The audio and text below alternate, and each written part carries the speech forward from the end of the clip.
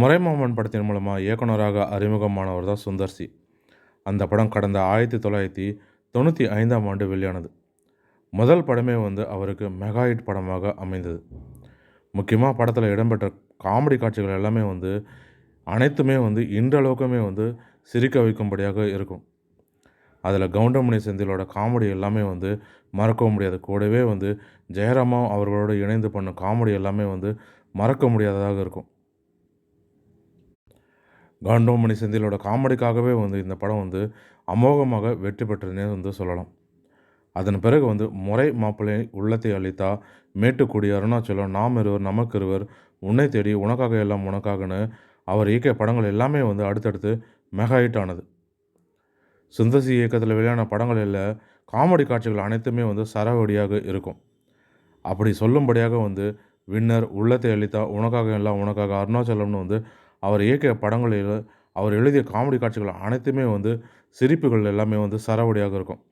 இதன் காரணமாக தான் அவருக்குன்னே ஒரு தனி ரசிகர் பட்டாளமே இருப்பாங்க. அதன் பிறகு இடையிடையே அவர் ஹீரோவாகவும் நடிக்க தொடங்கினார்.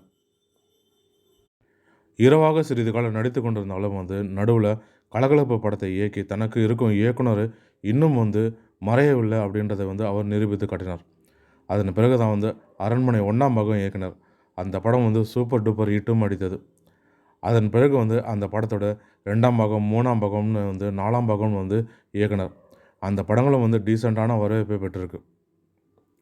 தற்போது வெளிவந்திருக்கும் அரண்மனை 4வது படமும் அனைவருக்கும் பிடித்த படமாகவும் இருக்குது.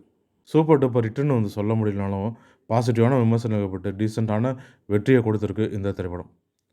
இந்த நிலையில் தான் சுந்தர் சி அவர்களோ சமீபத்தில் அளித்த பேட்டியில், நான் எனது முதல் படமான முறைமாமன் படத்தை முடித்திட்டேன். அந்த படம் நல்ல ஹிட்டும் ஆனது. இதை அடுத்து 2வது படத்துக்கு வாய்ப்பும் எனக்கு கிடைத்தது. அதுதான் முறை மாப்பிள்ளை. அதில் அருண் விஜய் ஹீரோவாக கமிட் ஆகியிருப்பார். படத்தோட ஷூட்டிங் திட்டமிட்டபடியே தொடங்கியது. அதில் எந்த பிரச்சனையுமே இல்லை. ஆனால் ஒரு கட்டத்தில் உள்ளத்தை அளித்தா படத்தோட ஷூட்டிங் தொடங்கும் நிலை உருவாயிடுச்சு.